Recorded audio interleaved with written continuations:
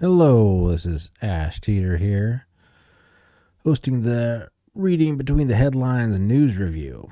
And we're talking a little bit about infiltration today.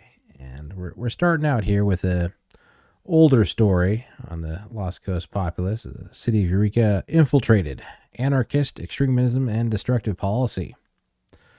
And this is Roy Gomez here, who came forward, and he brought forward some interesting stuff about, local city council members who were, involved in, stuff trying to destroy capitalism and, embracing anarchy and, just a bunch of, concepts like that. And it got kind of lightly shrugged off by the city council after being brought forward, like, oh, it's no big deal. It's just, it's just their, worldview, and it's nothing serious. It's not like they're really, trying to overthrow anything here. It's, it's just, personal opinion, personal perspective. It's no big deal. But anyways, Roy came to, a recent city council meeting, and this article took place about 6 months ago or something like that. But we'll go to that here, and that's right here. We'll cue it up.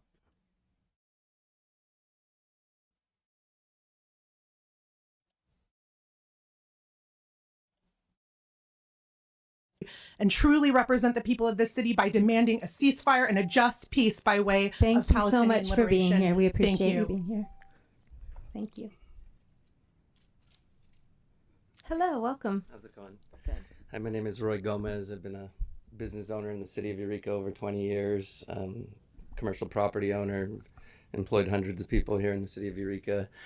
And I am also here to ask the council to move the Housing for All initiative to March 5th. You guys have said that, or you've been advised that you cannot do that, and it's pretty apparent now and obvious after interpreting the different election codes that is a possibility. And I think it's a real injustice to this community if you keep this divisive issue going on for a whole year. Whatever side of the argument you're on, I think it's important that the people now vote on this issue and decide what's going to happen. Holding up funds and claiming that one side is holding up funds when you have the power to move this vote to a sooner day. I would definitely highly recommend that.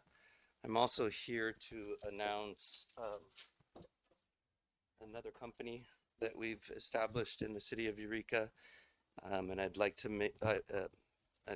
read the mission statement to you.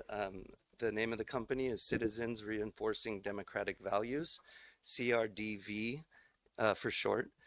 CRDV aims to reinforce and uphold the core democratic values that have been systematically denigrated and circumvented by some of our local and state representatives.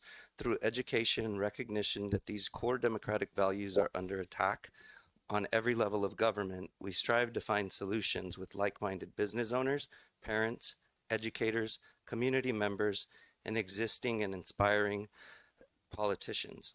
Our community engagement transcends above and across all political affiliations.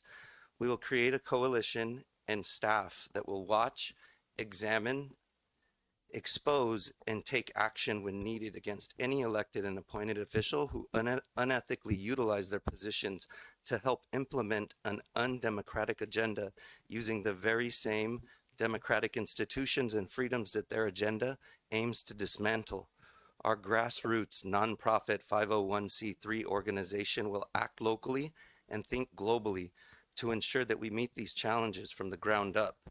Our main focus will be to reinforce and educate the following core democratic values: capitalism, ethics, accountability and transparency, free market economy, and the family unit. With that, we join you as nonprofit capitalists and grant gold diggers with this new entity. And we have a live website now. Please check it out. Join our cause, please. Thank you. Thank you.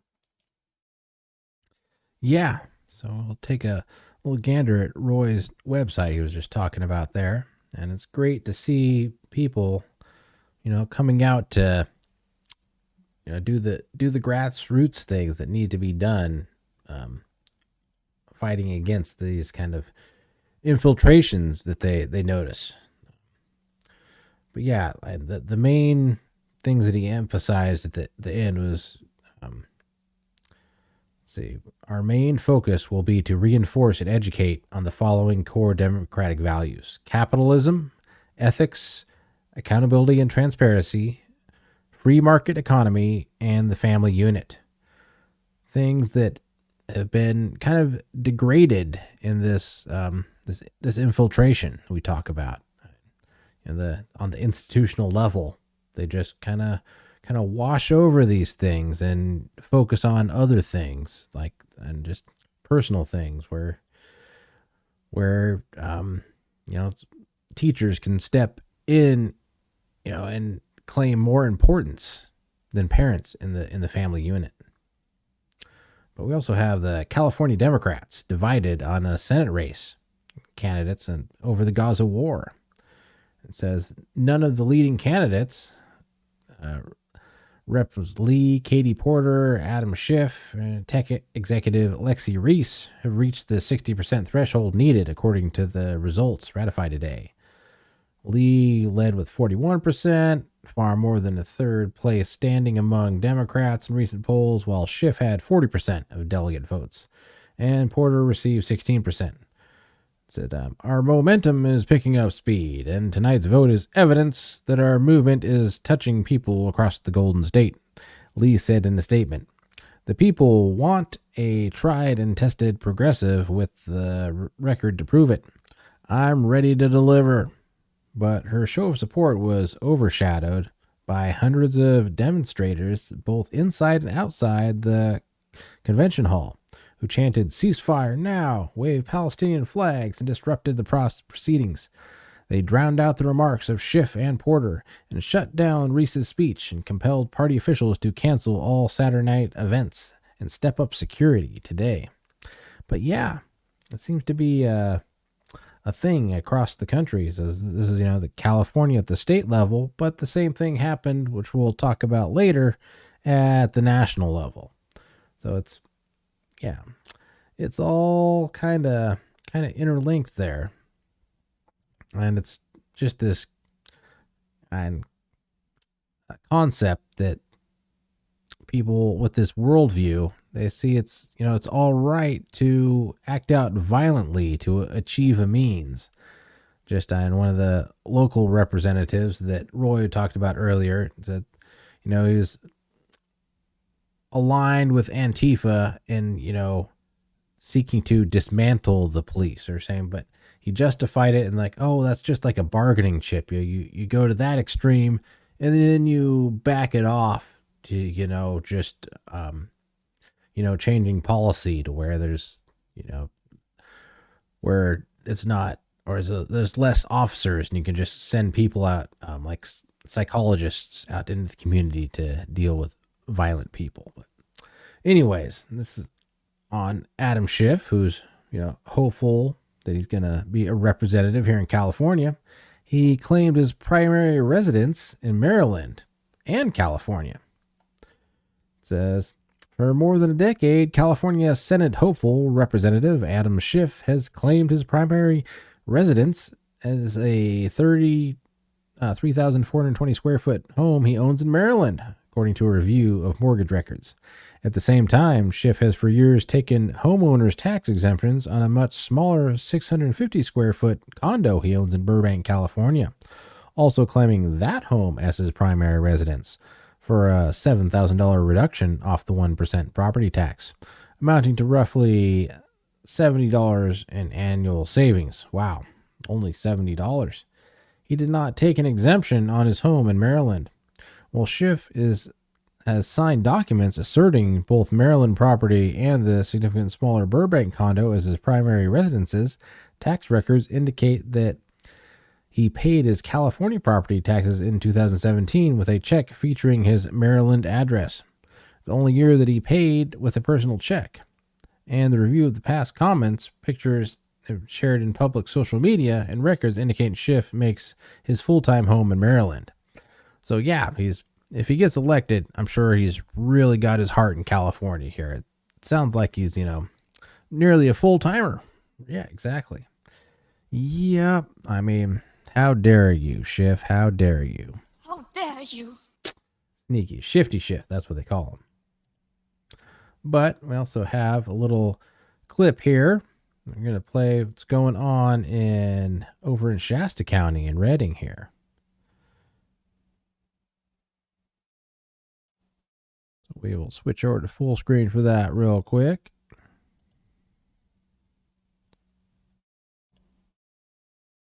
Now to California, where state lawmakers are trying to block the first big hand count election there in 40 years. It's in reaction to a move by right-wing conspiracy theorists in charge of Shasta County in Northern California. This spring, they said they were ditching electronic voting machines. The Democratic supermajority in California's legislature seems poised to pass a bill that would essentially ban hand count elections in the state. It's aimed squarely at Shasta County, which this year dropped Dominion electronic voting machines in favor of hand-counting ballots instead. Shasta County Supervisor Tim Garman says it's a sign the state is trying to prevent this from spreading to other counties. When the right-wing majority on Shasta County's Board of Supervisors cut its contract for electronic voting machines with Dominion, the company was still suing Fox News for defamation. It settled that suit in April for $787 million. Supervisor Kevin Cry said the county had the support of prominent election fraud conspiracy theorist Mike Lindell. Who said what and when? That was the crux of a testy exchange between Shasta County Clerk and Registrar of Voters Kathy Darling Allen and Board of Supervisors Chair Patrick Jones during today's meeting. At issue, the Hart Intercivic vote tabulating machines purchased by the county before Assembly Bill 969 was passed that mandates machines be used in elections with more than 1,000 registered voters, and whether they were capable of taking an image and serializing ballots, as Jones said he was led to believe, or that they tabulate votes, which they do, and Darling Allen says they'll be used in upcoming elections. We find out now later, after the fact, that what we purchased does not serialize the ballots, and in fact, it does electronic tabulate, which I believe this body was misled by you in April of that portion of the contract. I am deeply disappointed by the chaos and division created by the actions of this board. I will continue to serve our voters in a nonpartisan manner, but I reject efforts by this board to berate me and my staff, who worked tirelessly to facilitate effective democratic processes for this county. At no point in my career as a public servant and elected official can I recall being treated as poorly and unprofessionally as I have been over the last year. It must stop.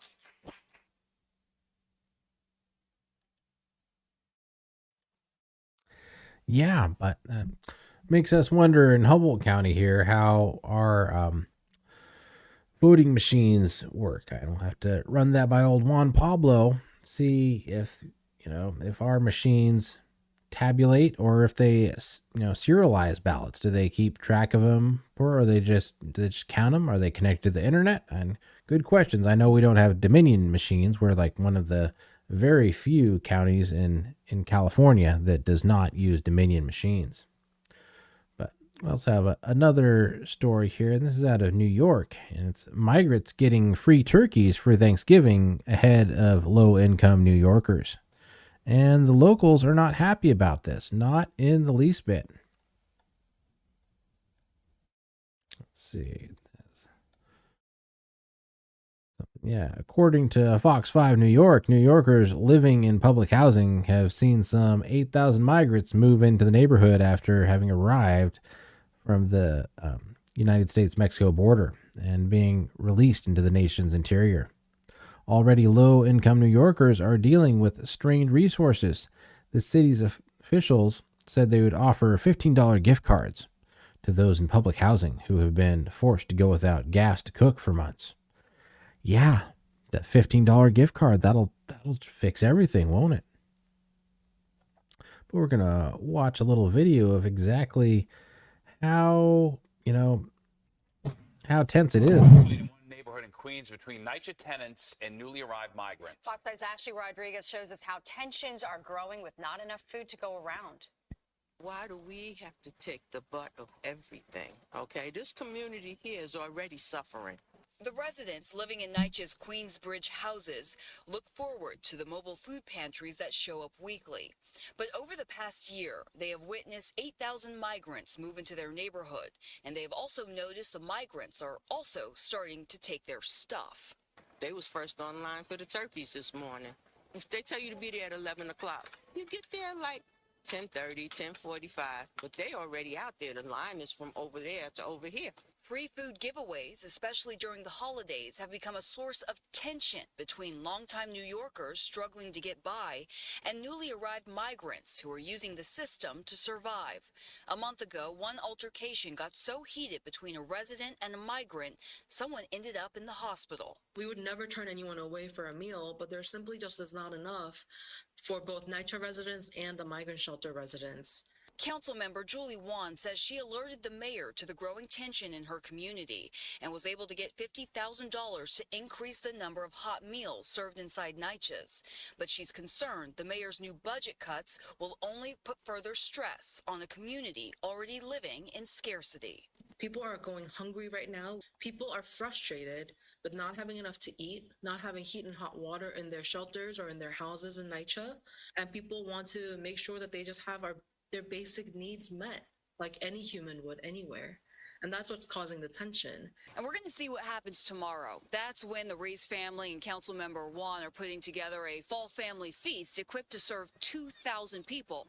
We're going to see how far the resources can stretch.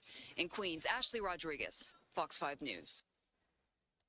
Yeah, it gets a little bit tough there when, tax-paying citizens are getting treated, at a lesser rate than illegal immigrants. I mean, they call them, dreamers or migrants, but really they're, you look at people who have, immigrated legally, and a lot of, people who went through like the extreme effort that it takes to do that are really against this. I mean, my old crew boss with the C's, he was not for this just because he spent like so much effort to do it the right way, and people coming here the wrong way and just, putting this massive burden on our already, sold out economy with Biden shipping all the money to Ukraine and Israel and wherever else we are financially obligated around the globe.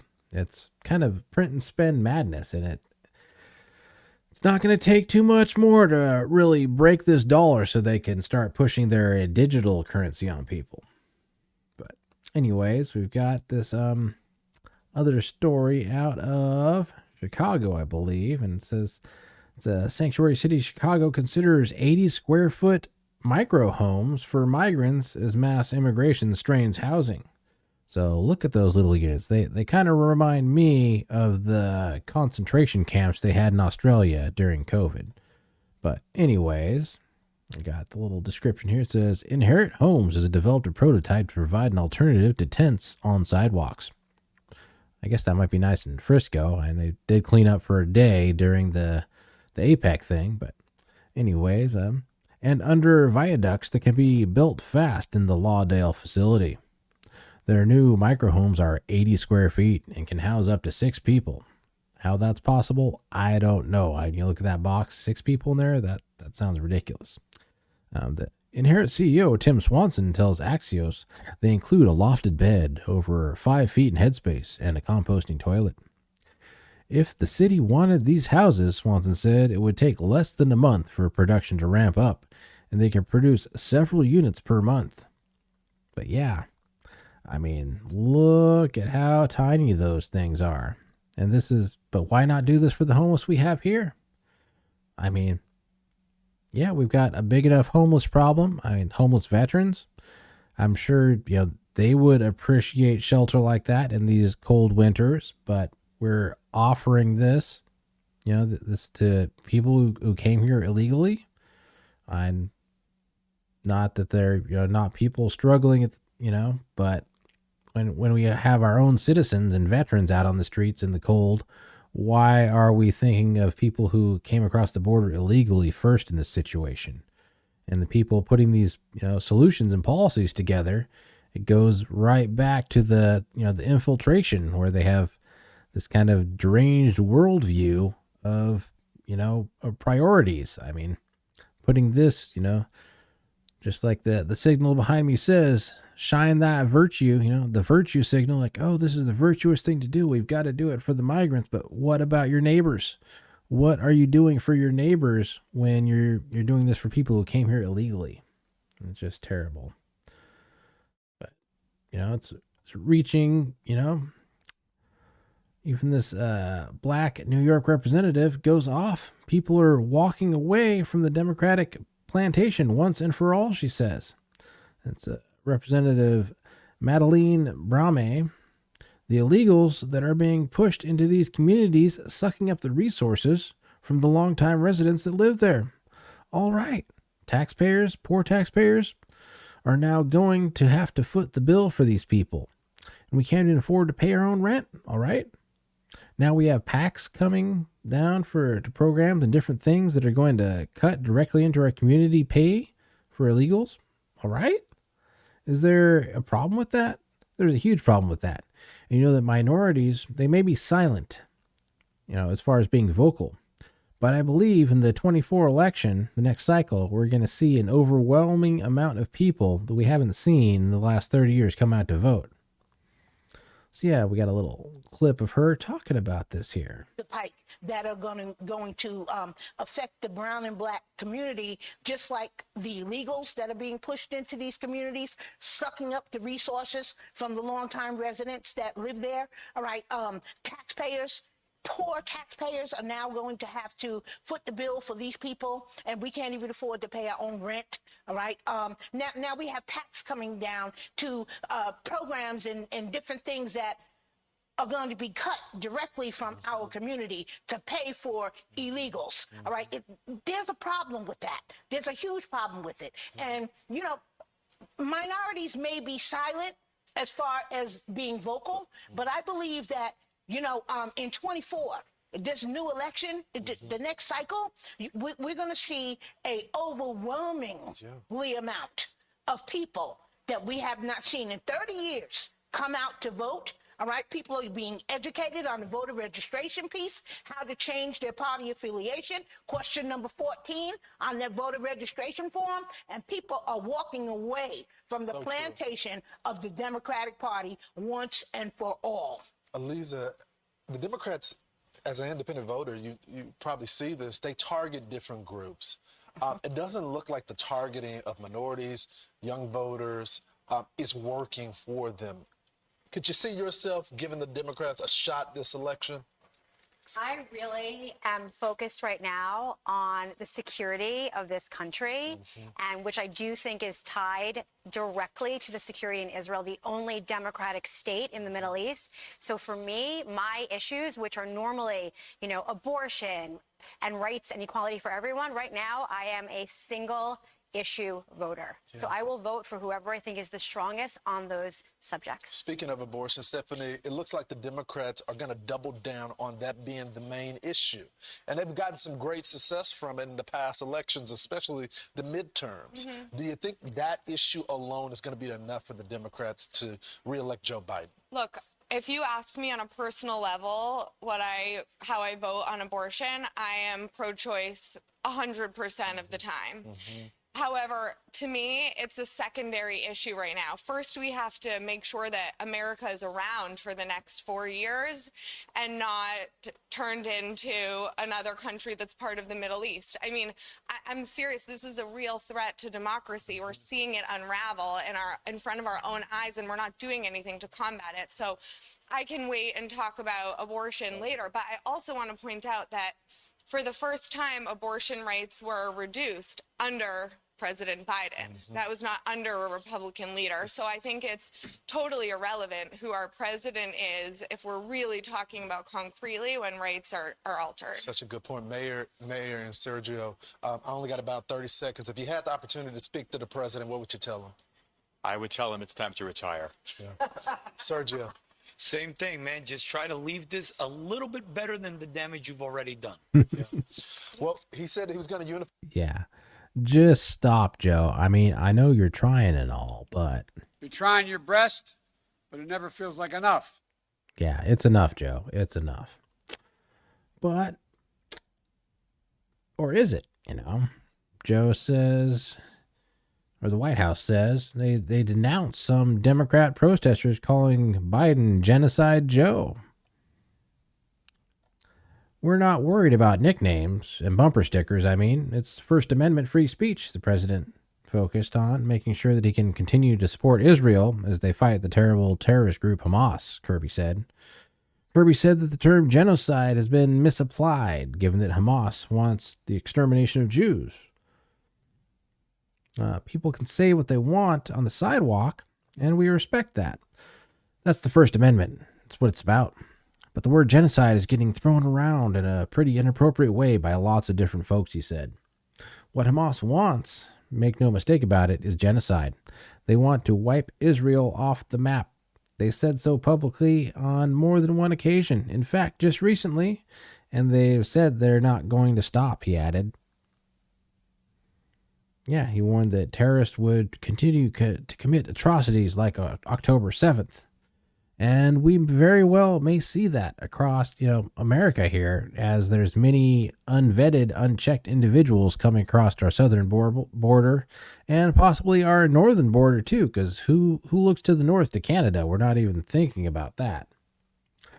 But yeah, all kinds of infiltration all over here. I mean, that's another kind of infiltration we're looking at right here, is with all the unvetted people coming into our country. And all the people just coming in illegally, we're not, really keeping track of them. So it's just another form of infiltration.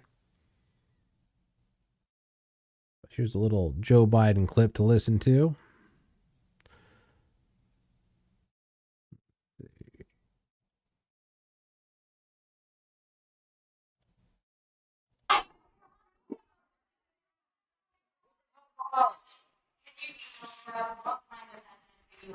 You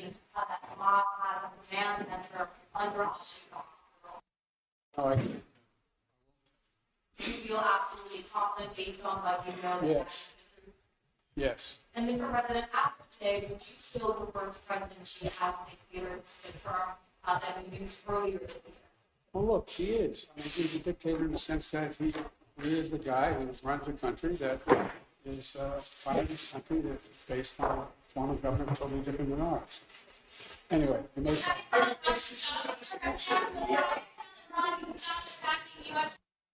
Anyways, yeah. Don't come at Joe like that, he doesn't take kindly to that. You're a lying dog-faced pony soldier. Exactly. But yeah. Now on to Treasury Secretary Janet Yellen suggests that funding schools in Ukraine is a matter of national security. She says, during a recent appearance on CNBC, Biden Treasury Secretary Janet Yellen seemed to suggest that funding schools in Ukraine is a matter of national security to the United States. Students all over the United States are struggling to do math and reading at grade level, and Yellen is talking about funding schools in another country. If all this makes sense, you might be a Democrat, It's the whole the grass is blue, the sky is green thing. You get indoctrinated at a certain level, and you can just stare deep into her eyes and tell that, yes, that makes sense to her. Or is she really cognizant of what she's doing? You think she really does? And my guess is that she's at a higher level, so she probably knows what she's doing and the negative impacts it has on our country. But anyways, we're going to switch to a little video of her now. In Israel, the Biden administration has this $105 billion security aid package on the table. What's the chance that it gets passed before the end of the year?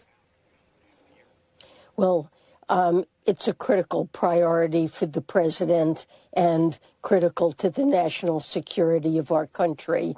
I can't prognosticate about the timetable on this. I'm pleased that Congress has passed legislation to keep the government open and running, but it really is essential that this aid be provided both to Israel and to Ukraine. We can't allow Ukraine to lose a battle on the home front because it lacks enough money to keep school teachers in the classroom and first responders on the job when it's fighting valiantly on the battlefield.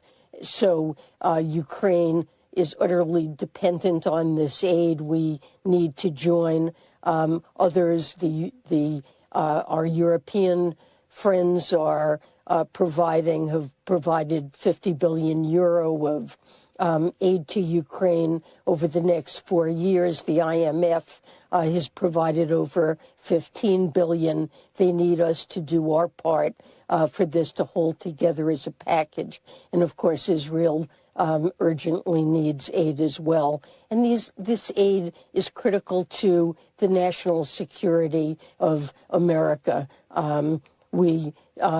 If Putin were to win this brutal war in Ukraine, next we might see him attacking a NATO ally of ours. We need to stop this.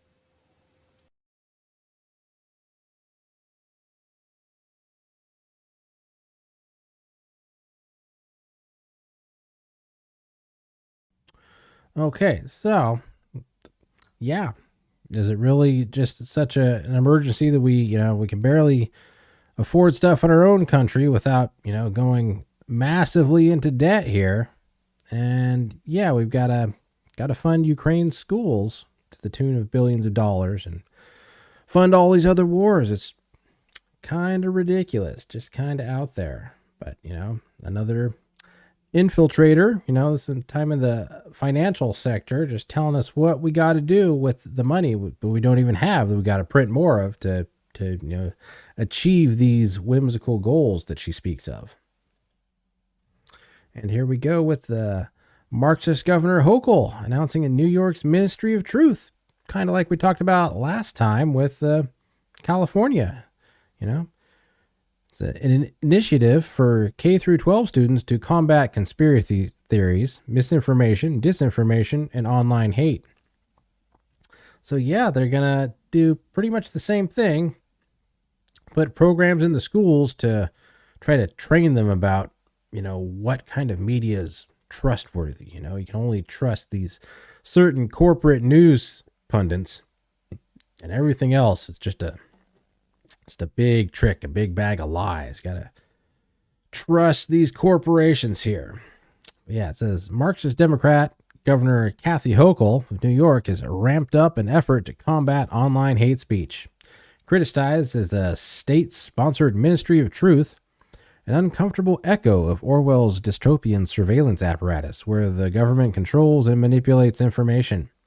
At the core of Governor Hochul's plan is a $3 million allocation to expand the domestic terrorism prevention unit, threat assessment, and management training to colleges and universities.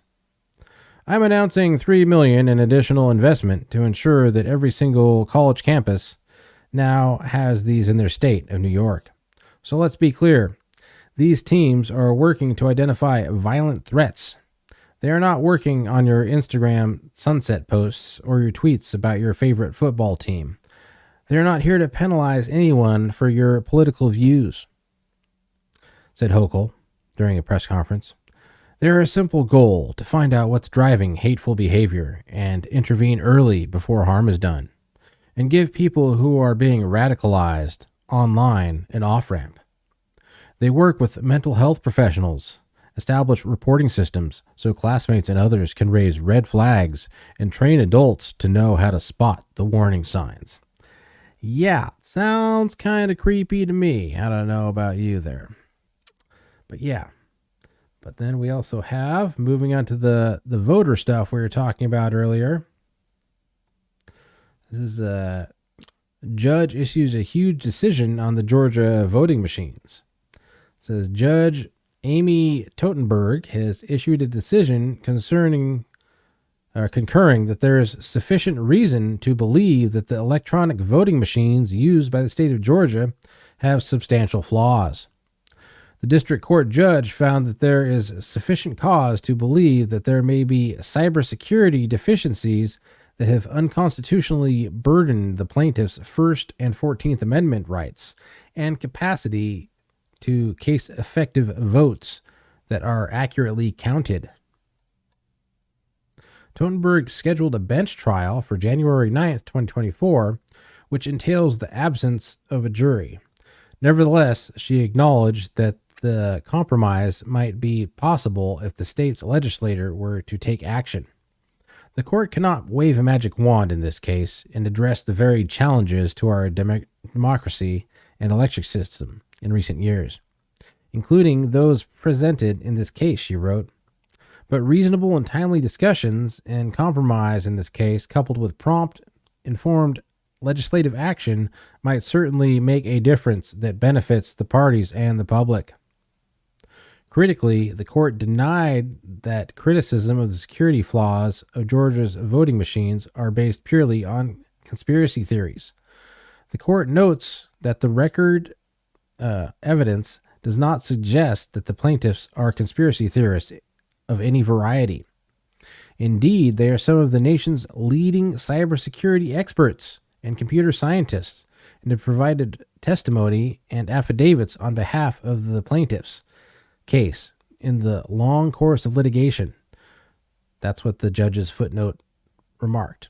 And it's good to keep in mind that these people do this under penalty of perjury. And all the people that I recall on the news disputing, claims of voter fraud were not doing so under penalty of perjury. They were just kind of spouting off, no penalty at all for what they're saying. Nope, no penalty at all. Nothing to worry about, not a care in the world. But then we have another one here. This is second Democrat accused of cheating in a Connecticut race with absentee ballots in a separate local race after residents in a mayor race are thrown out. And it says Superior Court Judge William Clark ordered a new election to be held, citing bombshell video evidence of election fraud as the basis for his decision. The ruling has far-reaching implications, not just for Bridgeport, but for the entire country, as it sets a precedent for ongoing and future cases involving mail-in ballot fraud. The Gateway Pundit reported in September that the mayoral candidate John Gomez campaign released a damning video showing evidence of election fraud in the Bridgeport Democratic primary. The video has prompted an investigation by the Bridgeport Police Department and over possible misconduct. But yeah, we'll watch this video here. It's kind of concerning, really.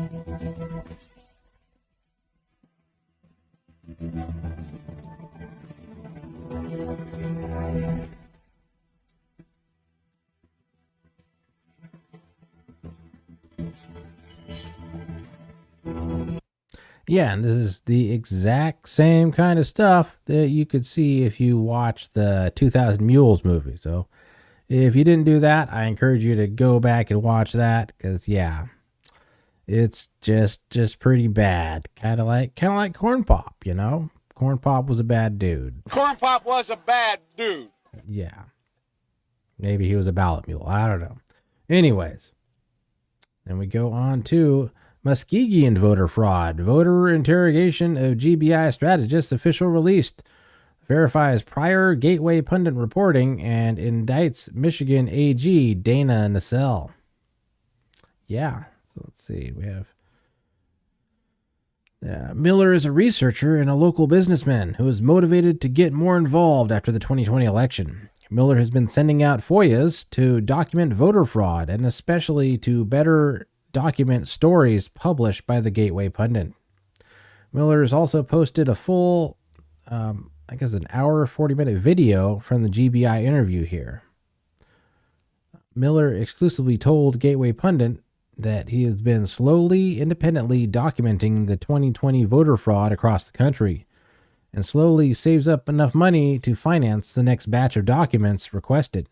Miller said these video interrogation files came from a request from the Michigan Attorney General's office, the same one that is lawlessly prosecuting 16 Trump electors from 2020 because they dared to believe and say that they thought there was likely systemic voter fraud in Michigan in the 2020 election.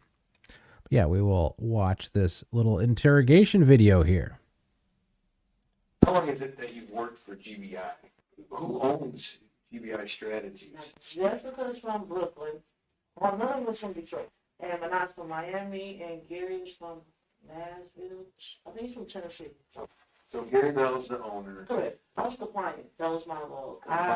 Compliance in the compliance department. 20 registrations went out per day per canvasser. Well, slow down for me. So 20 applications for voter registrations went out per canvasser. Per canvasser. Correct. And then it was your job to check them and make sure they were. So where were you getting the actual voter application forms? Well, was that something that GBI was generating, or the same phone number on it? See, that's where the flags come in. Right. We don't know that. That's how we started getting flags in the system. And they sent me out to Muskegon because it was more than normal flags. Addresses getting made up and things like that. But I'm not from Muskegon, so when I look at an address, I'm not going to know. But those that are from Muskegon look like, we don't have 5-digit address. This is not a valid registration. I myself don't even put it in the system because it's not even valid. This address doesn't even exist anywhere. So that basically was the procedure for that whole valid thingy. And they not understanding. They were not getting paid for our registration. Y'all would simply get paid by your effort an hour. Y'all get 4 hours a shift. In the morning was 8 to 9, 8:30 to 1:30. And then in the afternoon was 3 to 8. If y'all didn't get no votes, y'all still get paid. You cannot make no one sign up to vote, you know. When they didn't, I don't know, they didn't get that part. We didn't understand either. Like, y'all still will get paid. Bringing back false registration is not okay. That's why they set me up there, a lying person, and catch all the false ones and look at the ones with 5 addresses before they send them out to the city clerk building. Because when I went, and I didn't remember her name, and even was like, they even brought up a case or something because they were getting so many false registrations. She was just happy to see the face because she didn't know they were coming from. I'm like, well, I'm from GBI Strategies. They sent me up there from Detroit to do the compliance from Muskegon specifically, and not for everywhere. Because we had Muskegon, Saginaw, Flint, Inkster, not Detroit, Southfield, which I'm from the compliance. They sent me specifically to Muskegon, deal with Muskegon. I'm pretty sure it was, because there was a lot of flags. A lot of flags in our system, meaning the registration not come back correctly. So I'm sure it was. I'm pretty sure this wasn't happening in Muskegon. I'm pretty sure it was happening everywhere. Okay. Yeah. But I know I have to focus specifically on Muskegon and making sure no false registration. Because the Muskegon clerk did point some of them out to us Yeah. that were bad. Yep, she did. She did to me as well. Okay. Addresses, Yep. telephone number. Duplicate telephone numbers. Yep, some Signature not on file. correct, and also some of the ID numbers don't even, it's not even, not even match, not even match. So it's like, that I didn't know how to stop. So you wouldn't have caught that in your system? If I didn't get a flag to our QC, no.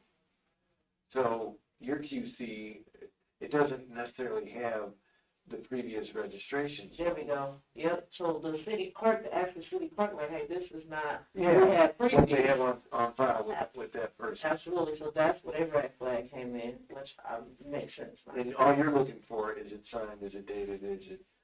With all these specific areas, like you said, hey, sign here, date here, based on these specific areas, are signed and dated. And whether or not that's accurate, I can't tell. That I can't tell. You're sure that the canvassers are not getting paid per application? No, I'm positive they're not. They get paid $50 a shift, Monday through Thursday. Friday is $70 a shift. So it's $120 for the weekend. The weekend is $140. Excuse me, it's not right. This is not right. This is a weird. This is weird. What was her response to telling her that the canvassers are turning in bogus applications? No, that's why they sent me up there. That was the whole reason for me coming up there. So you don't know if that's an actual person with the correct zip code or correct social security number and date of birth. Correct. That's the whole dilemma with that. See, that's what we're trying to figure out is what would be the reason for GVI Strategies or you or any of the canvassers or anybody to turn in false applications. That, I don't know. That makes, Yeah, what would be the reason for that to happen? I don't know. That is a fishy one. Why would that happen? But yeah, then we go to another story here, and this is moving back into the Palestinian demonstrators. There's police and pro-Palestinian demonstrators clash at the DNC headquarters. I think we already watched a little clip of that, maybe, but it says police said they evacuated the area around the headquarters of the Democratic National Committee in Washington, D.C. after making arrests at chaotic pro-Palestinian rallies Wednesday night. U.S. Capitol Police said on X that a large group of illegal protesters had cleared out, but USCP officers will stay on scene out of abundance of caution. They previously put the number of demonstrators at about 150 and said they were violently protesting in the area. 6 officers were treated for injuries as the result of demonstrations, and 1 person was arrested and accused of assault on an officer, Capitol Police said on X. Capitol Police said in a separate notice to reporters that they had restricted entry and exits to the nearby House office buildings. We're monitoring the situation outside the DNC, and we're in touch with the USCP and Metro Police, who are they're the direct security response, a DNC spokesman said in a statement. Numerous lawmakers in the DNC headquarters, they were inside when the protest erupted, and the top 3 House Democrat leaders were all inside the headquarters as well. The protest started outside at night, and according to the source familiar to the group, lawmakers attended the DNC event. But yeah, there's a little video about this somewhere here. That's here, yeah.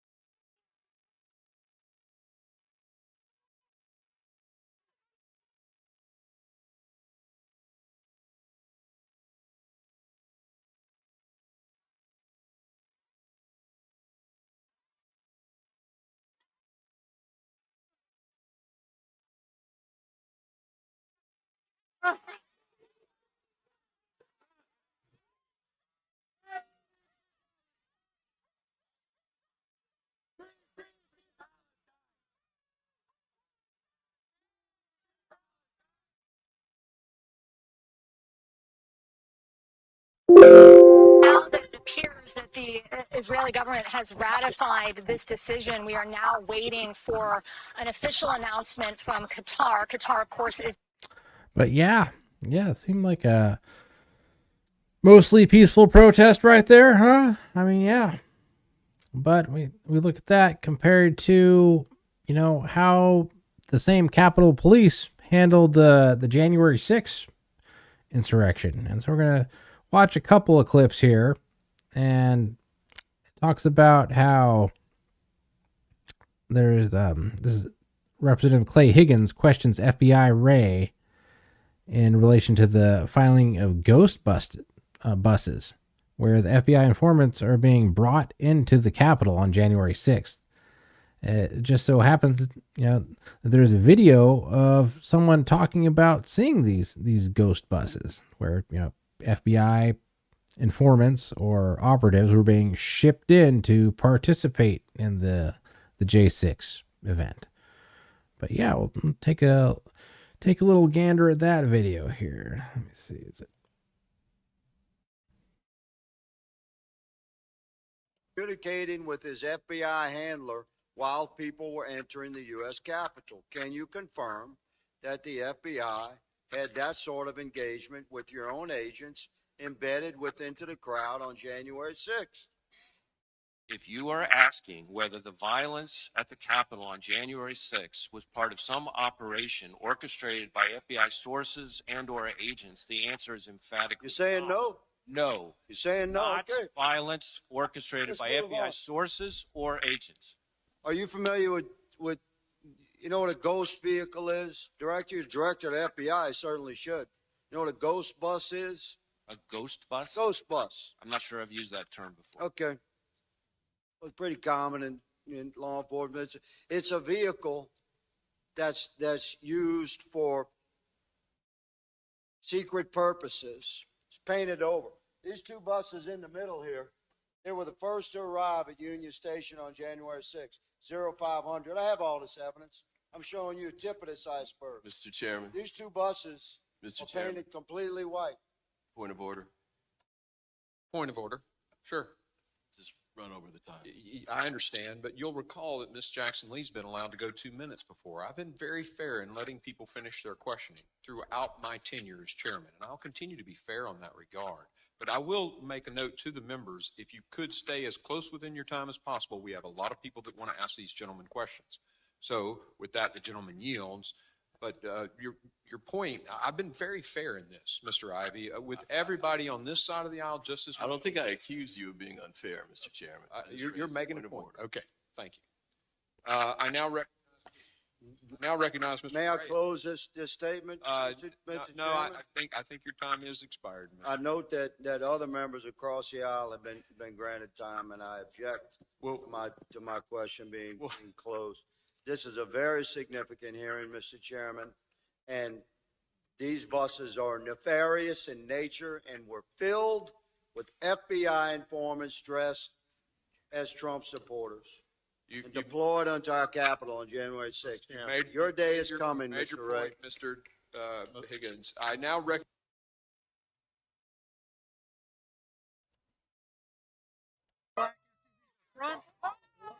Wait till you see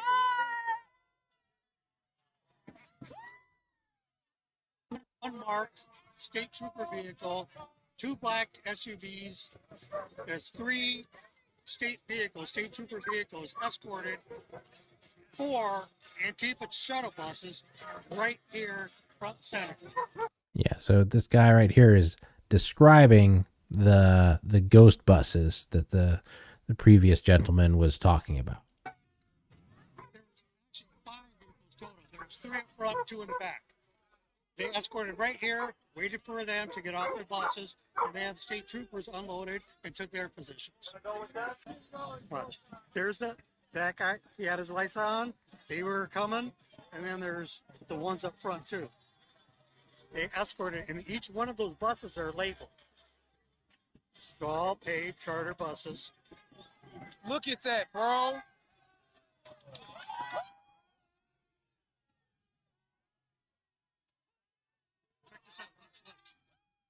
Here's the black SUVs in front. Wait till you see.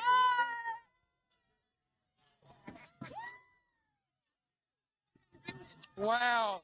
They freaking brought damn Antifa here. They escorted them here. You got to be lights flashing and all. You got to be effing kidding me. Lights flashing. Patriots, are you guys watching this? You got. Yeah, kind of unreal, you know. I mean, look at all that went into making the J6 event go off as it did, and some of this other footage is just even more disturbing. I mean, here we got another Gateway pundit here. Now there's proof. A video series by Investigate J6 shows police and government agents spray J6 crowd with rubber bullets, use explosive munitions, sound grenades without warning, just kind of chuck them into the crowd, see if they can get them riled up. I mean, I don't know if any of that was going on with the pro-Palestinian crowd. It seemed they were being managed, but it seemed like they were kind of unruly to begin with, and I don't think they were being, treated with such excessive devices, But anyways, we got this. Here's from Laura Logan. Talking about must-see, breaking now. Laura Logan releases new episode on Ray Epps, Fedsurrection Part 3 with the Gateway pundits Jim Hoff. The new video of Ray Epps and the likely criminal act. It says Laura Logan and Jim Hoff discussed the criminal act that sent at least 8 Trump supporters to prison. 8 Trump supporters are serving time today for touching a giant Trump sign that was moving towards the police. But for some reason, Ray Epps was not charged with this crime, despite pushing this sign directly at police and then pushing the crowd as the sign moved towards the police line. Anyone who touched the sign, an enormous battering ram, according to the prosecutors, was denied bond and subjected to lengthy prison sentences. But yeah, I got a little video on that here too.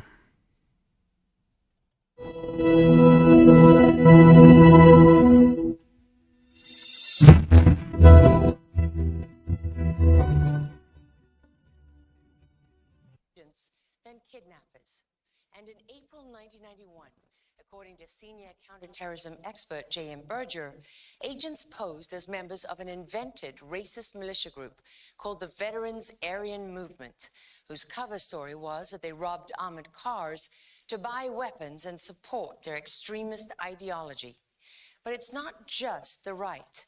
The FBI also has a history of infiltrating left-wing groups like Occupy Cleveland. 6 anarchists were arrested in 2012 for plotting to blow up a bridge in Ohio, but in court it emerged they were led by an FBI informant. And when we started looking into the role of government agents and informants on January 6, it seemed as if there wasn't much political will to find real answers. Wherever there was trouble to be found outside the Capitol on January 6, there was also a decent chance you could find Ray Epps. This self-declared Trump supporter from Arizona wasn't just directed. He was at the first main breach around 12:52 p.m. with what the Department of Justice described in the statement of offense from his case as the vanguard of rioters, trespassing on restricted grounds. This brings it to the Simpson, who's in prison for what he did seconds ago.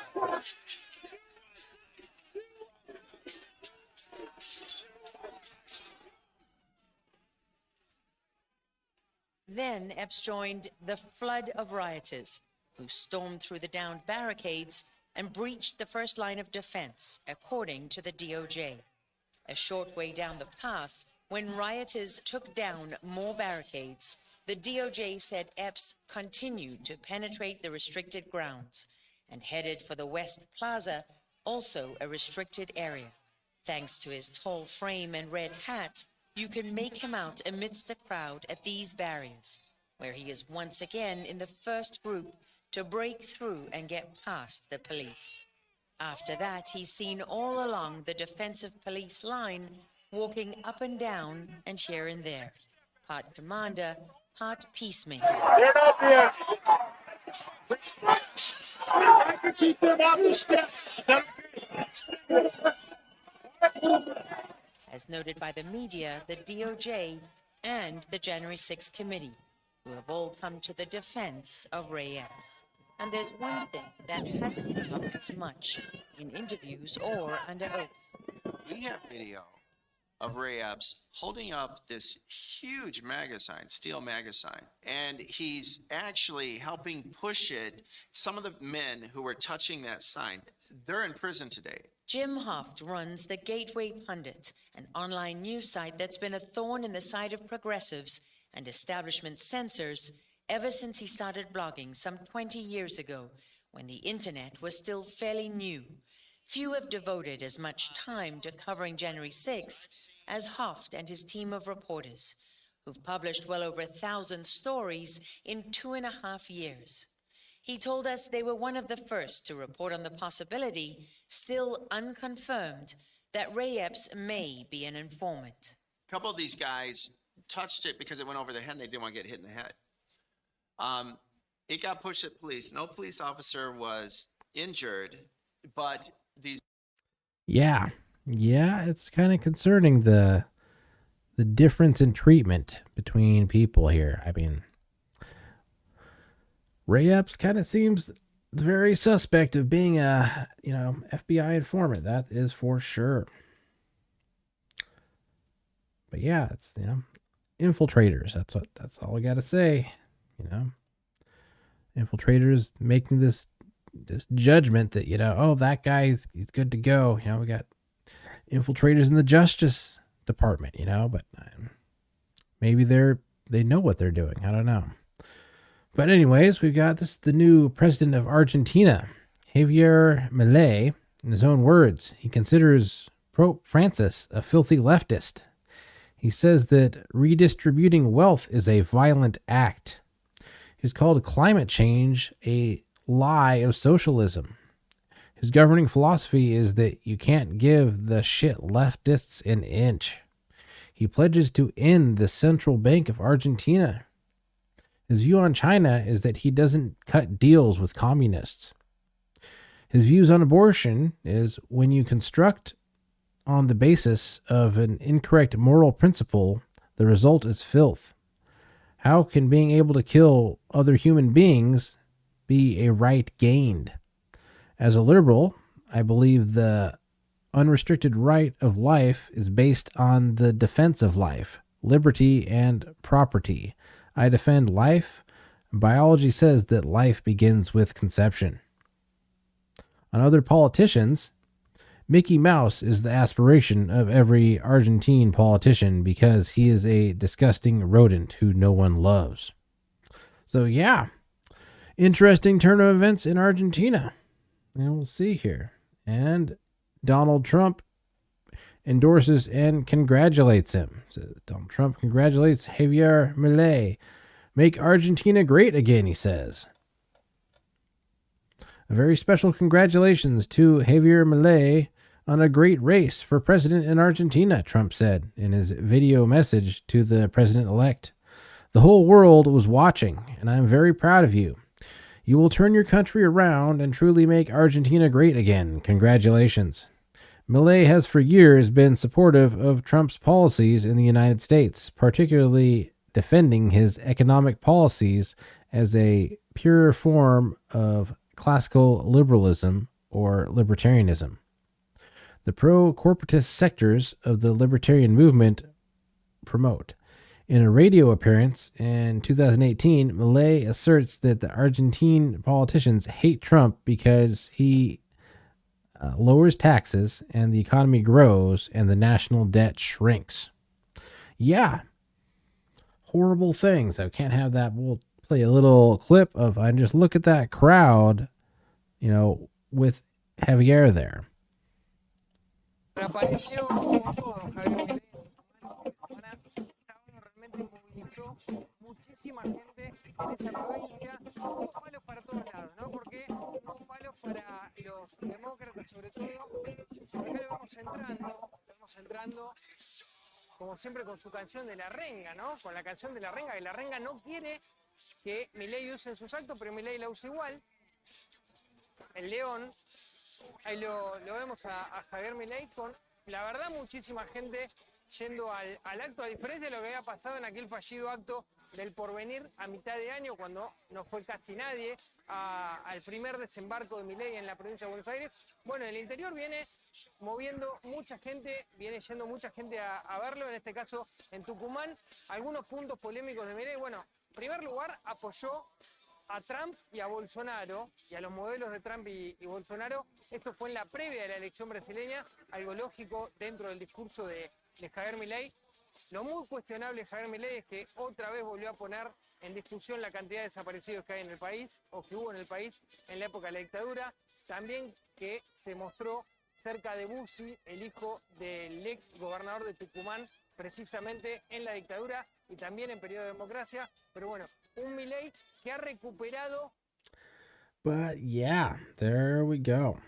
So we're gonna go in and discuss this segment on the infiltration that we see around our country and around the world, pretty much. But we see it on the local level, we see it on the state level, the national level, and yeah, it's just everywhere.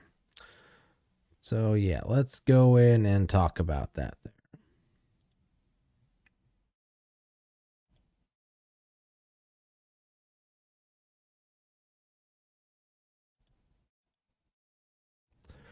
The most effective infiltration is that waged on an ideological level, implemented in schools, impacting worldviews of future generations. Unfortunately, this has been going on for some time in our country. So, not the future generations, but the current ones are turning the cogs and wheels of our infrastructure and society. Maybe doing so with an altered worldview from this indoctrination. A worldview meant to confuse and radicalize people against the very country they call home. They're not bad people per se. You can talk to them, they're polite, maintain a conversation, and seem somewhat reasonable most of the time. But when it comes to certain things, there is no discussion, no convincing. It's just that ingrained, a set of core beliefs that all else seems unreal, or what has been labeled as tinfoil hat conspiracy theory. Things like climate change, they're just not up for debate. Even if you simply ask to what degree solar cycles impact global temperature in opposition to levels of CO2 in the atmosphere, there's just no talking about it because, it's not debatable. It's consensus. It's not the science. Somehow, people have nothing but contempt for the wealthy 1%, as they say, yet these same people have nothing but absolute trust in the wealthy corporate media and pharmaceutical companies owned by the same 1%. This raises the question, how many of those who have infiltrated our system are aware of the malice and destruction their actions inflict upon their neighbors? I mean, how many, actually believe the Kool-Aid that they drank? I mean, it's crazy. Either way, they must be replaced with people who can turn the gears and cogs of our society and steer us away from the globalist agenda. If you can imagine a future 7 generations in front of us, try to picture 2 possibilities. One where we have wrestled back control of this ship, and another darker path where the Klaus Schwabs and Bill Gates of the world have maintained dominance. A future where your children's children's grandchildren live in little tiny box bubbles, monitored in every aspect of their existence, punished for every infraction of the code issued by the digital surveillance state, controlled by a dependence on electric vehicles, electric heating, digital currencies, and propaganda pushed on them from the moment of birth by a global government seeking to eradicate their very humanity. I myself think I choose the option where we take control of the ship and steer it away from that future. Before we close out this episode, we're going to check out some other footage just released on the January 6th. And this shows, them. We had the earlier picture talking about the concussion grenades and pepper spray bombs or whatever they're launching into the crowd. And this video shows that. And we can watch and consider how differently, these patriots who are concerned about possible election fraud were treated than, compared to the pro-Palestinian protesters we witnessed earlier, where like some of them were just hanging out in the Capitol building, not even harassed at all. The ones outside who were a little more violent were getting, pushback from the police, but we weren't seeing like the, launching of concussion grenades or not noticeably anyways. But yeah, with, some of the J6 protesters that are still, awaiting trial, I think, or they're in prison. I mean, but from the pro-Palestinian protest, there was like one person arrested. Oops.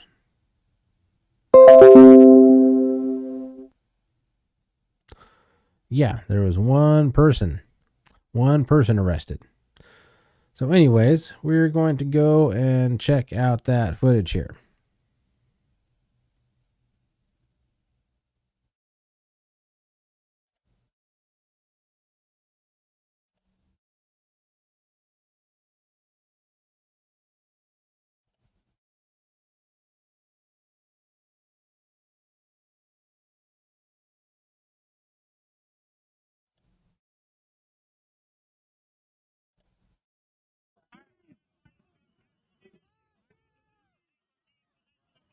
Start deploying. Launch.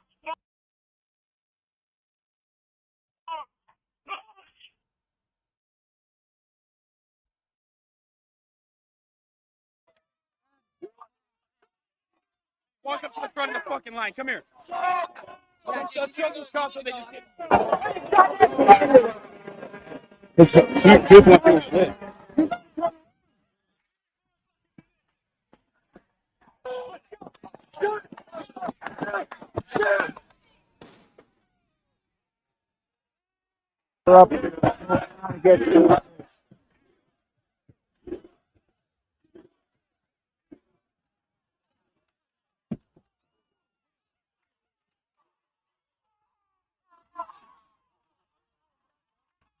They're deploying flashbangs on us.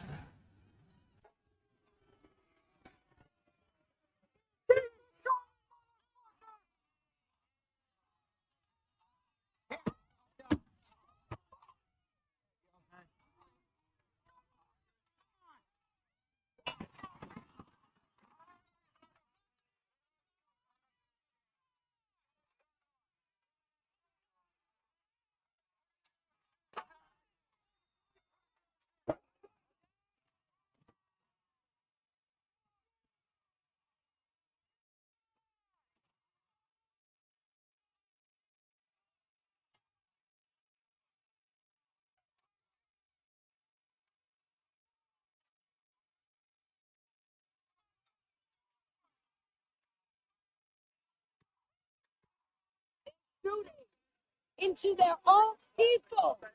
We supposed to be supporting Blue Lives Matter. We represent Blue Lives, and this is what they do to us. Stay on the floor.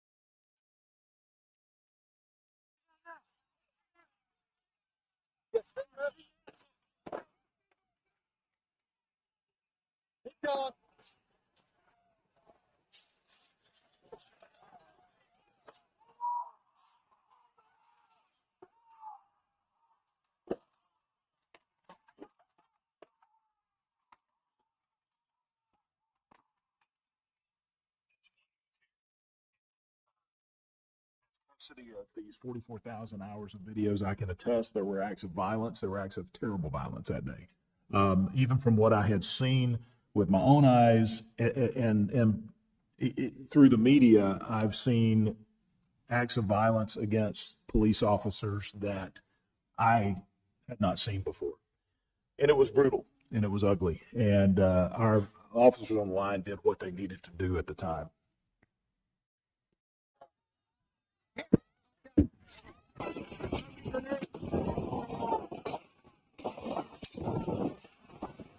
Chucking grenades at us.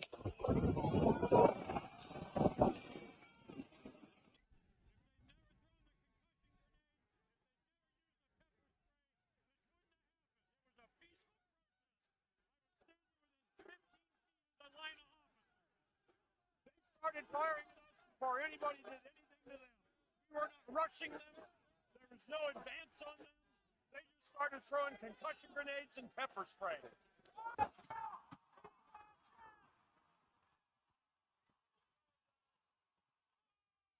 They've been tear gassing us.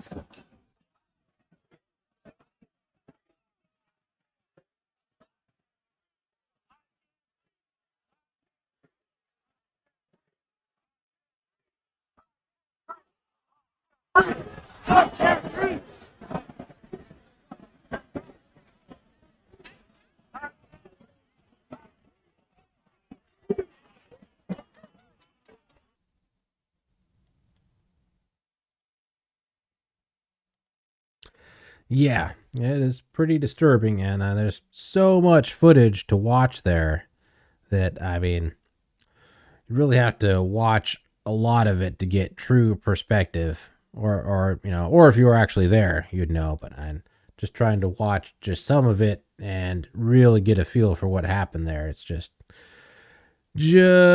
kind of overwhelming. But yeah, I mean, I'm going to close this out saying that, you know, we do need to do something about the infiltration, and probably best to start with the schools, because that's where it starts, because, you know, they're going after the kids. And if we're going to have any hope turning the ship around, that's where we got to, you know, the first place to wrestle back. And then, of course, on the local level too, our local governments. And yeah. But anyways, that's it for this episode here. We will talk to y'all later and see you next week. Bye-bye.